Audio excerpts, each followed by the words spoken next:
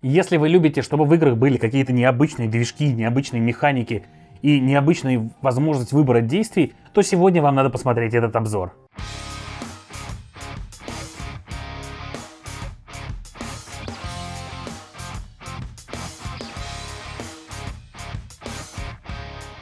Итак, всем привет, с вами Юра, вы смотрите Geekmedia. На столе у меня сегодня Новый Рим или Нова Рома, настольная игра про Древний Рим. А предыстория недостаточно коротенькая. Император Константин в 324 году уже нашей эры решил основать город Византий на берегу Босфора и обозначить его как столицу, как Новый Рим. Вам, как членам и руководителям влиятельных семей, нужно будет отправлять своих патрициев на различные действия для того, чтобы этот город построить всего за 6 лет. Раундов, правда, у вас будет 5. И вот здесь вы будете выставлять своих патрициев на специальную сетку и выполнять пары действий для того, чтобы зарабатывать ресурсы, путешествовать по Черному морю и выполнять контракты, строить различные здания в вашем новом городе Византии, участвовать в скачках на колесницах, отправлять своих рабочих на то, чтобы они добывали вам различные ресурсы и развивали вашу латифундию, самим развивать латифундию и даже ходить на поклон к императору. Игра очень приятненько оформлена, множество путей к достижению победы, и давайте разбираться, как же играть в Новый Рим. Изначально каждый игрок получит себе вот такой планшетик. У нас здесь есть треки наших ресурсов. Изначально у нас будет каждого ресурса по одному. У нас есть пшеничка, дерево, камень, вино и кони. Здесь у нас рабочая область, куда мы будем отправлять вот таких вот работничков, вот таких вот, для того, чтобы они получали ресурсы и зарабатывали нам то, что мы потом будем тратить. Здесь у нас у каждого из 3 отдельных плашечек будут стоять наши задания. Это мозаика, которую мы строим в своем поместье. И эти задания, если мы выполняем, то мы будем класть на них такие вот ручки и за это получать победные очки и тоже разные ресурсы, но не всегда. Здесь же у нас основное игровое поле, центром которого является вот эта вот часть. И, конечно же, это форум. В нем будет находиться сам император на одной из клеточек, про это мы сейчас поговорим попозже. И каждый раз на игру у вас случайным образом выкладывается 8 жетонов, обозначающих действия, тем самым обозначая, какой ряд и какой столбец к какому действию относится. И вот это как раз сердце игры, которое будет определять, что вам будет доступно в этом ходу, что вы сможете выполнить, какое конкретное действие, вернее, какую конкретно пару действий. И здесь давайте переходить к тому, как мы размещаем патрициев на форуме. Патрициев на форуме, вот у нас стоит изначально император, здесь бочком такой вот, ставит его первый игрок в первом раунде, скрыв вот такой специальный жетончик. И он выбирает, поставит ли он императора сюда или сюда. И, соответственно, это будет либо эта клеточка, либо эта клеточка. Ряд и столбец с императором фактически уже сразу изначально усиленный, но император сразу занимает в нем одну клеточку. То есть, если, например, у нас будет действие колесницы, и император будет стоять здесь, то мы вместо того, чтобы 4 иметь свободных клеточек, будем иметь здесь 3. Но важный момент в другом. Допустим, у нас император стоит здесь. Если мы поставим своего патриция куда-то вот сюда, то мы сможем выполнить вот это действие и вот это действие с силой 1. Потому что наш патриций здесь всего 1. Потом другой какой-то игрок поставит куда-то сюда, третий игрок поставит куда-то вот сюда, например, своего патриция. И мы поставим своего патриция следующим ходом, например, вот сюда. И мы выполним теперь вот это действие уже с силой 2, потому что наш патриций в этой колоночке 2.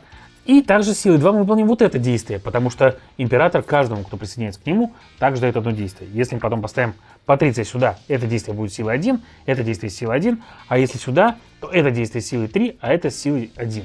Таким образом, вы будете постоянно планировать в рамках замкнутой структурки, вот этой маленькой, свои действия.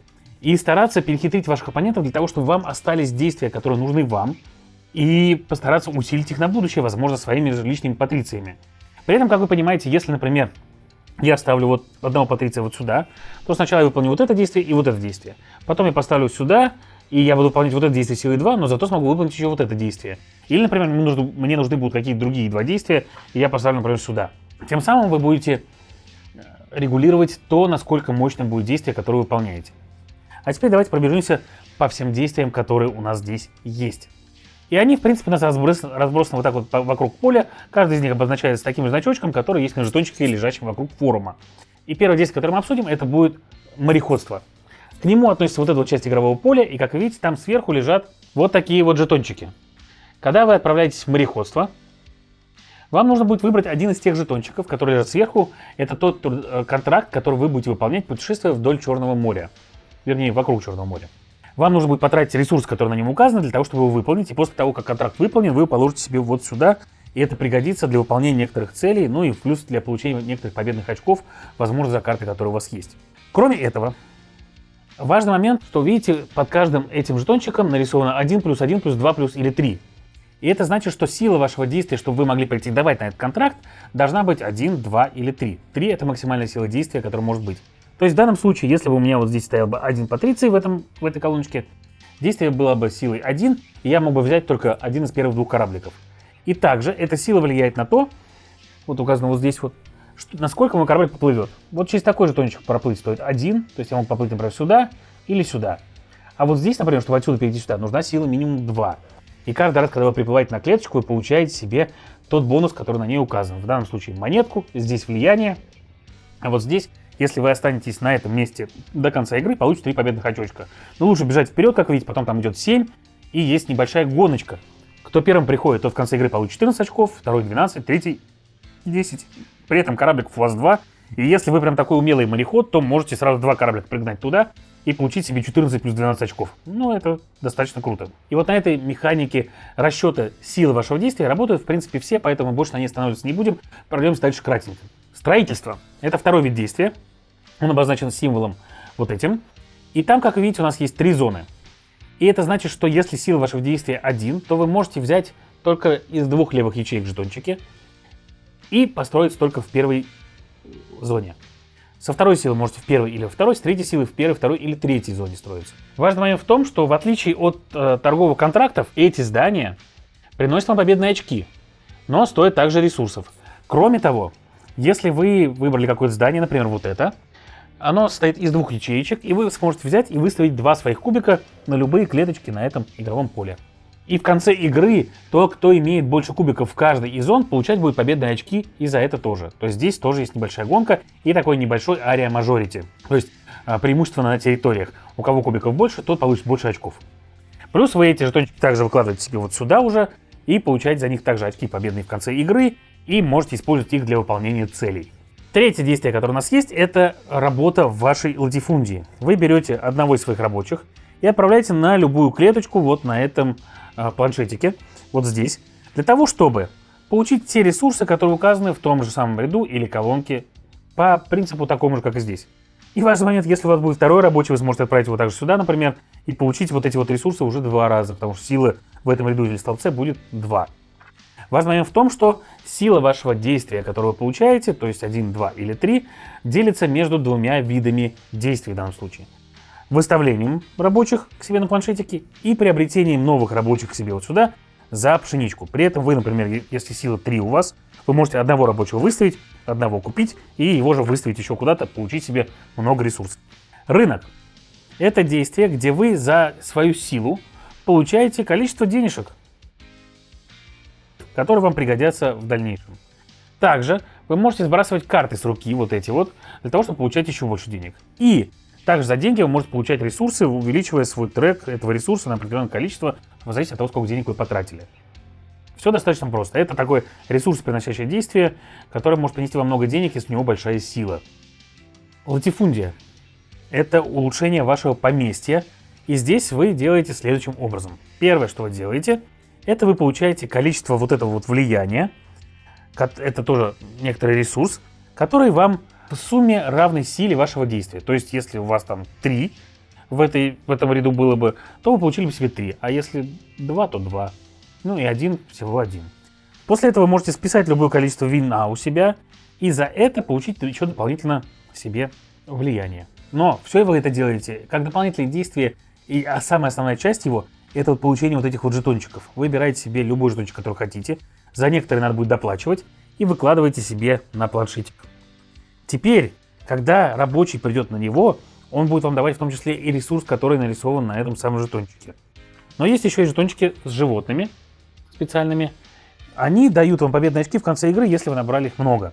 За один жетончик 2, за 2 5, за 3 целых 9 очков. Набрали много животных, получили себе 9 очков. Что в принципе неплохо. Каждый раз, когда берете здесь, все сдвигается, так же, как, кстати, с теми жетонами сверху. Очень важное действие — это получение соратников себе. Соратники — это карты, и карт в игре достаточно много. В основном они все привязаны к каким-либо действиям или дают вам победные очки за что-то. Как работает само действие? Каждый раз, когда вы приходите на это действие, вы можете либо отсюда набрать себе сразу столько карт, какова сила вашего действия. А далее, в зависимости от силы вашего действия, вы можете разыграть одну карту и заплатить за нее тем меньше, чем выше сила вашего действия. Если сила вашего действия 3, вы просто выложите себе карточку вот сюда или над планшетом, если ваш стол позволяет с местом, и сразу сможете со следующего хода пользоваться способностью этого товарища. А способности там бывают разные. Например, вот этот вот Якубус, он говорит о том, что когда вы делаете действие отправки рабочих, вы сразу получаете монетку. А вот этот вот товарищ говорит о том, что когда вы занимаетесь мореходством, вы можете, наоборот, потратить одну монетку, чтобы сразу выставить себе рабочего в латифундии и получить с него ресурсы. Вот этот вот, например, говорит о том, что когда у вас действие торговли, вы получаете сразу одну пшеничку. А вот это, например, говорит, что один раз заход, вот оно, ваше действие мореходства может быть силой на 1 больше. То есть даже вот в данном случае, повернув эту карту, я мог бы использовать действие мореходства силой 2 и сразу подвигать либо 2 кораблика на 1, либо 1 кораблик на 2. Ну и есть еще карты, которые будут вам давать победные очки. Например, Северин. Он дает вам победные очки за каждую карту контракта морского, который вы выполнили. И в конце игры, если у вас лежит солидная стопка контрактов, то вы можете спокойненько получить еще себе дополнительное количество победных очков. Карт много. Эти, например, дают за вино, которое осталось в конце игры. Эти за животных дают победные очки. И так далее, и так далее, и так далее. Все, кстати, они с уникальными иллюстрациями, что достаточно приятненько. Но, как говорится, римляне жаждали не только хлеба, но еще и зрелищ. Зрелищ у нас вот здесь. Это гонки на колеснице. Каждый раз, когда вы идете в гонки на колесницах, вы можете потратить силу, разделить ее между любым количеством ваших колесниц. Для чего мы это делаем? Мы это делаем для следующих вещей. Во-первых, в игре в начале у нас будет только 4 таких вот жетончика, которые мы сможем выкладывать на вот эти фишки, про которые мы еще поговорим. За продвижение через линии и вставание на вот эти вот ячейки, на которых нарисовано золотое колесо, мы сможем забирать себе дополнительные вот эти вот жетончики с ручками или получать себе влияние. Но кроме этого, если мы движем до конца трека, в конце игры получим 5 победных очков. Да и на этом еще не заканчивается все. У нас лежат специальные жетоны. Вот этот жетон у нас сейчас в розыгрыше, вот этот жетон у нас на будущую гоночку. В этом раунде тот, кто будет дальше всех по голубому треку, получит себе вот этот жетон и в конце игры сгребет дополнительно 3 победных очочка. Поэтому двигать ваши жетончики по колесничкам очень выгодно. Но эти действия мы можем еще усиливать, сбрасывая одного человечка себе, вот такого вот работничка. Он там что-то там в колеснице, видимо, подкрутил. И двигать на одну дальше. Тем самым здесь идет некоторая гоночка, в том числе за победными очками и за тем, кто будет получать лишние ПОшечки в ходе игры. И есть еще одно действие. Это действие самого императора. Это действие так называемой петиции. Оно. И работает оно следующим образом. Когда вы приходите на него, за это действие вы платите влиянием. И у него есть 2 варианта, и выполнить можно сразу оба.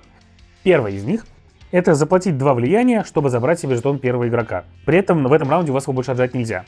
Жетон первого игрока, кроме того, что в конце игры даст 2 победных очка, он еще дает вам очень хорошее преимущество, потому что именно вы будете выбирать на вот этом следующем жетоне, куда встанет император.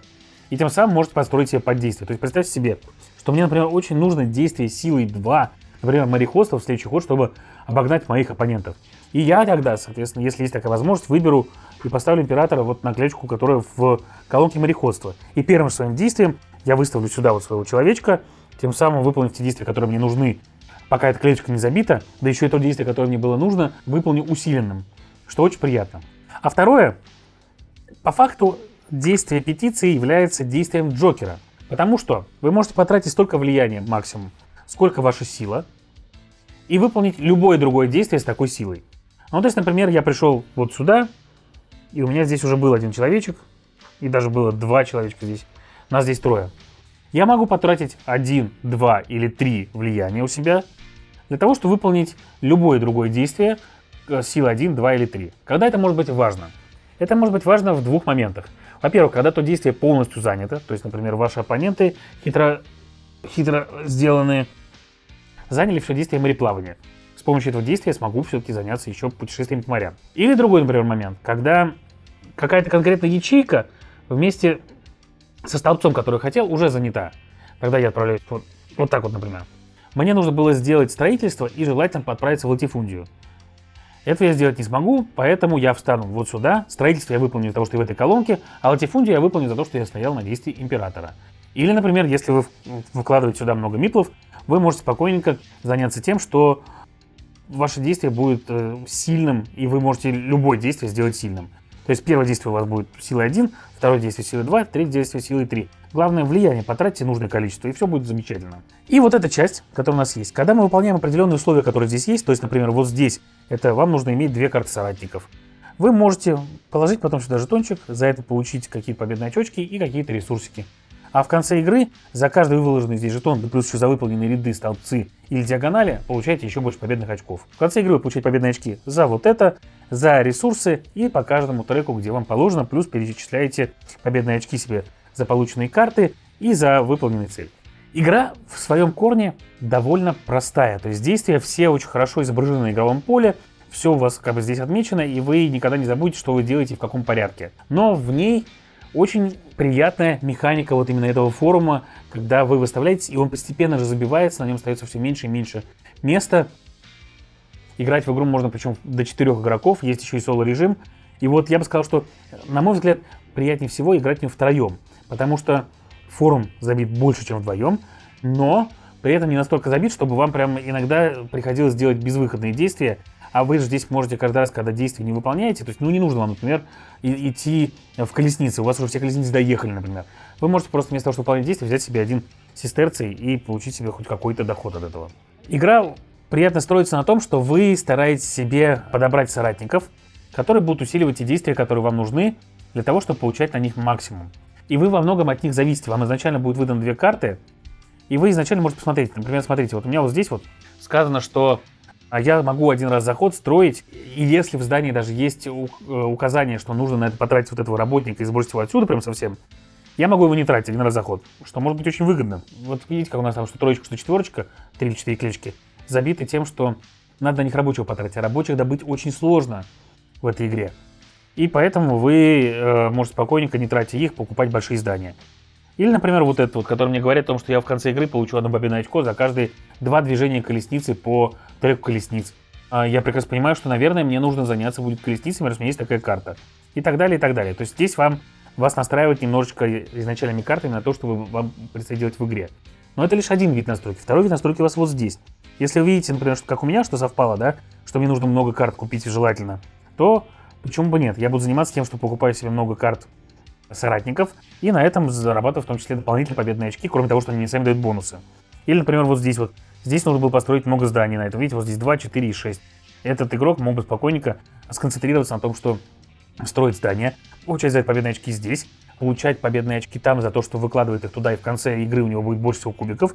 Плюс, соответственно, когда вы окружаете каждый из таких вот жетончиков, вы за это получаете ресурсики все, кто поучаствовали в окружении. Ну, то есть, короче, в игре достаточно много чем есть позаниматься, и иногда можно прокрутить так, некоторые комбочки-вомбочки.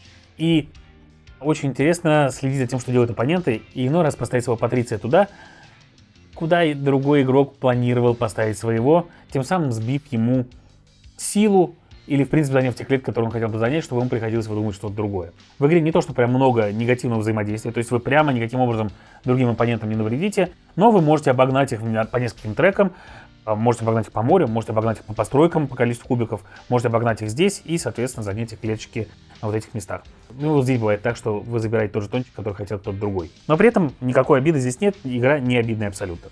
Я к иллюстрации Михаила Дмитриевского отношусь глубоко положительно, поэтому оценивать игру с точки зрения ее оформления, наверное, не буду, это было бы предвзято.